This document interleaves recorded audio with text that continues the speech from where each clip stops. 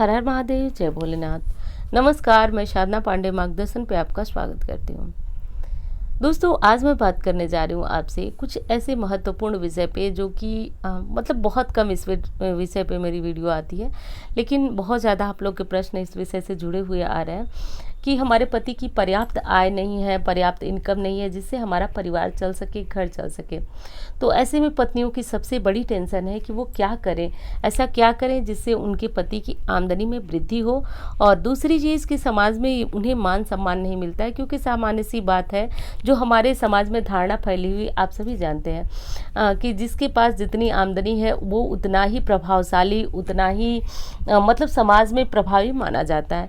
तो ऐसे में पत्नियों की बहुत ज़्यादा टेंशन है, बहुत ज़्यादा ये प्रश्न मेरे यूट्यूब चैनल पे भी आया है और इंस्टा पे भी बहुत ज़्यादा किया गया है कि आप कोई ऐसा ठोस उपाय बताएं जिससे हमारे पति की उन्नति हो सके। तो दोस्तों, आज ये वीडियो आपके सामने है और 8 चीज़ें जो मैं बताने वाली हूँ। देखिए, कहीं सुनी बातें तो मैं आपको हज़ारों बता सकती हूँ, 1 2 नहीं, 8 10 नहीं, हज़ारों बता सकती हूँ, लेकिन जो आज मैं बात बताने जा रही हूँ वो शास्त्रों की है। और इस चीज़ को यदि आप अपने जीवन में उतार लेते हैं अच्छी तरह से, विशेषकर पत्नियाँ उतार लेती हैं, तो आपका जीवन निश्चित रूप से स्वर्ग बन जाता है। और जो पैसे के लिए आप दर दर भटक रहे हैं, बहुत ज़्यादा कर्जे हो गए हैं और बिना पैसे का या तो परिवार, घर, समाज, कहीं भी आपको सम्मान नहीं मिल रहा, वो सारी समस्याएं दूर होगी। देखिए, शास्त्रों में एक चीज़ और बता दूं आपको, थोड़ा सा आपका समय लूँगी, क्योंकि कोई चीज़ बताने से पहले मुझे लगता है कि मैं वो चीज़ आपको बता सकूं जिसके लिए मैं पूरी ये वीडियो प्रिपेयर कर रही हूँ आपके लिए। देखिए, एक चीज़ मैं बता रही हूँ आपसे कि पत्नी को शास्त्रों में अर्धांगिनी कहा जाता है। ऐसी मान्यता है शास्त्रों की कि यदि हम कोई शुभ पुण्य कर्म करते हैं, जैसे मान लीजिए हमने कोई दान किया, कोई पुण्य किया, या फिर हमसे कोई गलती हो जाती है, तो बिना कुछ कहे सुने आपका आधा पुण्य या फिर आपका आधा पाप आपके पति के खाते में चला जाता है। तो ऐसी हमारे शास्त्रों की मान्यता है। आप तो देखे हैं, भोलेनाथ तो अर्धनारीश्वर स्वरूप ही हैं। और शास्त्रों में कई स्थानों पे आपको ऐसा वर्णन मिलेगा कि यदि पत्नी द्वारा कुछ किए गए सत्कर्म है तो उसका लाभ पति को प्राप्त होता है। जैसे कि आप जानते हैं, वृंदा तुलसी जी हैं, इनको इनकी पूजा पाठ के द्वारा ही जालंधर का वध नहीं हो पा रहा था। तो ऐसे हजारों लाखों उदाहरण हमारे शास्त्रों में हैं। तो यदि आप कुछ अच्छा करती हैं तो निश्चित रूप से पति को ये चीज़ें प्राप्त होगी। लेकिन वीडियो प्रारंभ करने से पहले एक चीज़ मैं कहना चाहूँगी कि पति लोग भी अपनी पत्नी के प्रति सम्मान रखें, क्योंकि आप चाहते हैं कि आपके लिए पत्नी कुछ करे, आपकी उन्नति हो, तो आपको भी उनका सम्मान करना चाहिए। उनकी भावनाओं का, उनकी बातों का, उनके विश्वास का, हर चीज़ का सम्मान करें, तब आप उसके योग्य हैं, उसके अधिकारी हैं और पत्नी आपके लिए अवश्य करेंगी। अब दोस्तों, वीडियो प्रारंभ करने से पहले यदि वीडियो आपको अच्छी लगती है तो एक लाइक ज़रूर किया करें। आपके लाइक मुझे बहुत बड़ी प्रेरणा देते हैं, उत्साह देते हैं, और ये भी पता चलता है कि वीडियो आपको कैसी लग रही है। और इंस्टा पे, फेसबुक पे मुझे फॉलो करना चाहते हैं तो कर लीजिए, डिस्क्रिप्शन में आईडी होगी। और यदि मेरे नंबर पे आपको कोई भी ज्योतिषीय सलाह लेना हो, कुंडली वगैरह से संबंधित सलाह लेना हो तो ले सकते हैं। और दोस्तों, बात करती हूँ कि पत्नियाँ, देखिए, ये चीज़ यदि आप वर्किंग हैं तो भी कर सकती हैं। जैसे कि आप पति के साथ ऑफिस जाती हैं, उनके पहले जाती हैं, उनके बाद जाती हैं, या फिर घर में रहकर ही अपना कोई काम करती हैं, तो भी आप कर सकती हैं। एक प्रश्न और आया था कि हम जो है अपने पति के लिए मतलब मेरे पास पैसे बहुत हैं लेकिन मैं पति की उन्नति के लिए चाहती हूँ ऐसा करना। तो आप सभी कर सकते हैं। मोटे शब्दों में ये बताऊँ कि आप चाहे वर्किंग हो या फिर साधारण हो, जो भी हो, आप कर सकते हैं।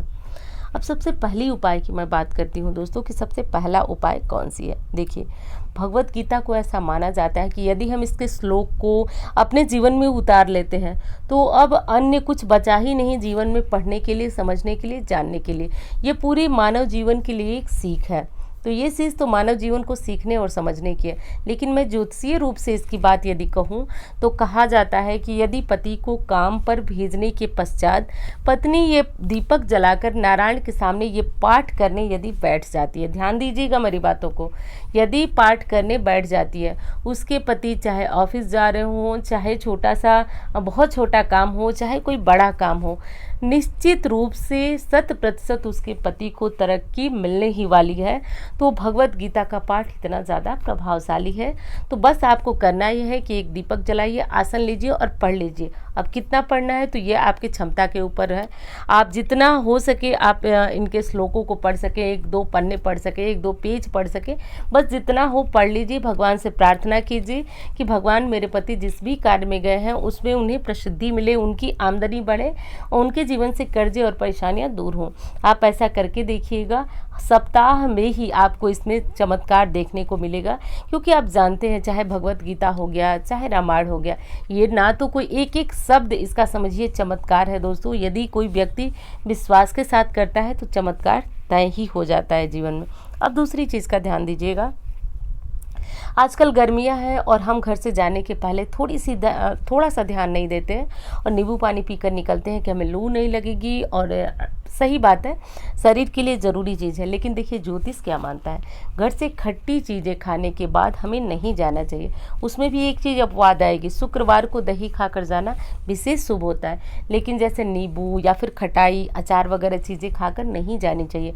तो अब खाना में तो ये सारी चीज़ें खाती ही हैं, तो अब जाने के समय आप जो है थोड़ा सा गुड़ और थोड़ा सा पानी, ये अपने जीवन की दिनचर्या बना लीजिए।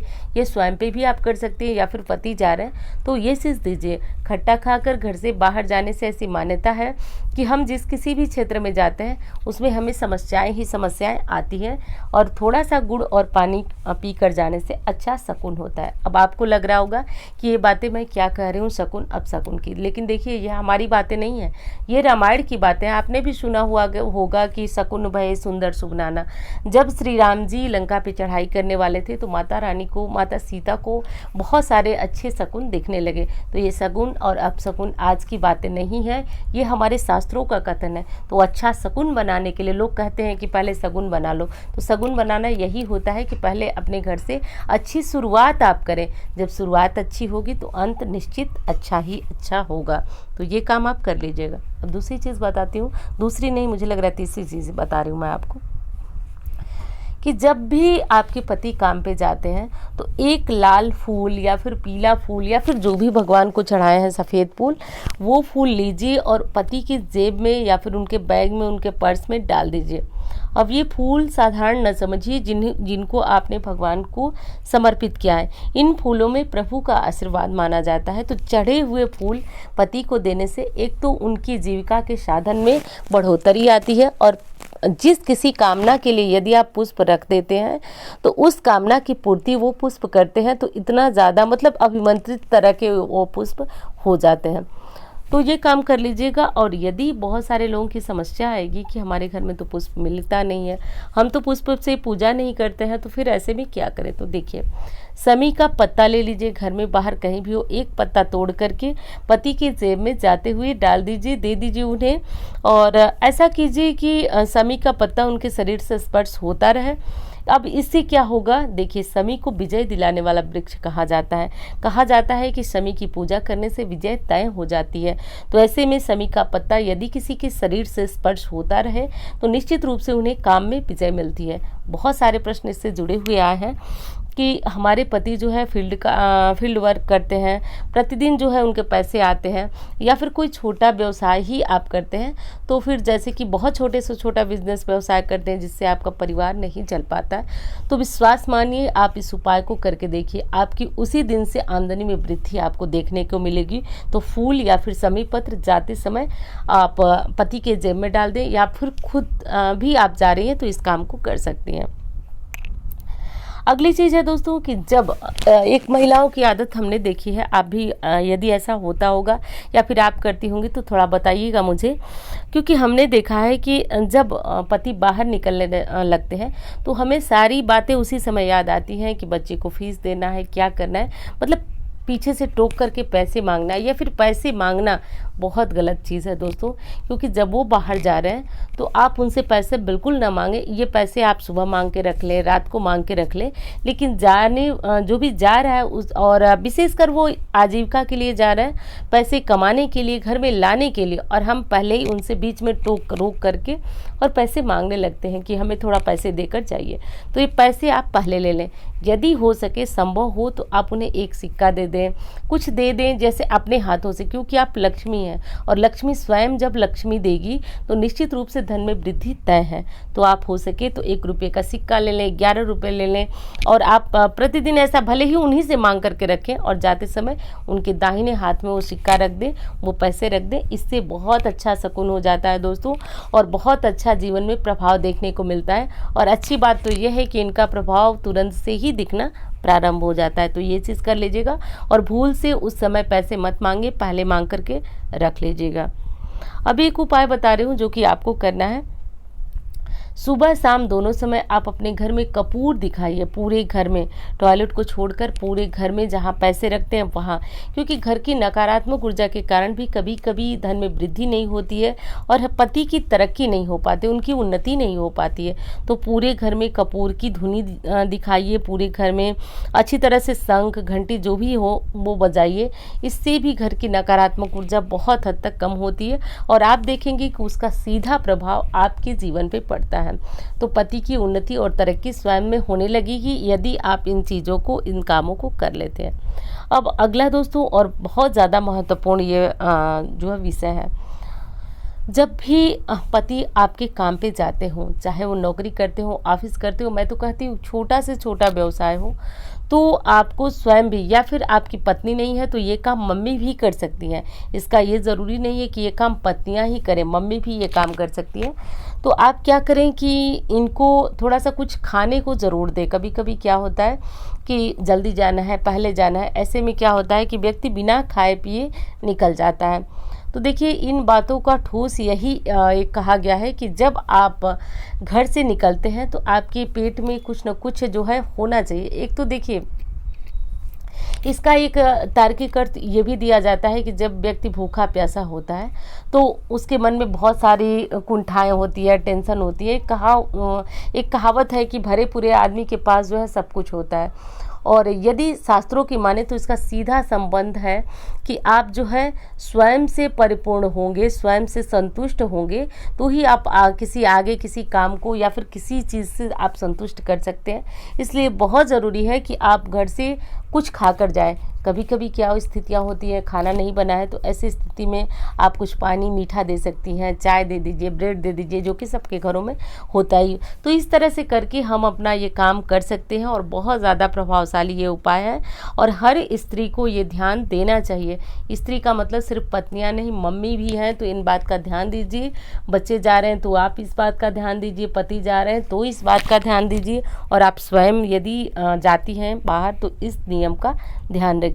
वीडियो कैसा लगा ये बताइएगा ज़रूर। अच्छी लगती है तो एक लाइक ज़रूर किया करें और चैनल को सब्सक्राइब कर लें, क्योंकि जैसा कि मैं बताती हूँ आपको कि शास्त्रों की जानकारियाँ आपको मैं इस चैनल पे देती हूँ। मतलब मुझे यही अच्छा लगता है दोस्तों कि अच्छी और एकदम सही बातें बताने के लिए तो मैं आपको हज़ारों बातें बता सकती, ऐसे कीजिए वैसे कीजिए, लेकिन वो चीज़ें बताओ जिससे लोगों को लाभ हो, तो वो मेरी पूरी कोशिश रहती है। तो यदि अच्छी लगती है तो लाइक करें दोस्तों, किसी के काम की लगती है तो आप उन्हें शेयर भी कर सकते हैं। तो मिलती हूँ इसी तरह के वीडियो के साथ, तब तक के लिए भोलेनाथ का नाम लेते रहिए, खूब प्रसन्न रहिए, खुश रहिए, और हर हर महादेव।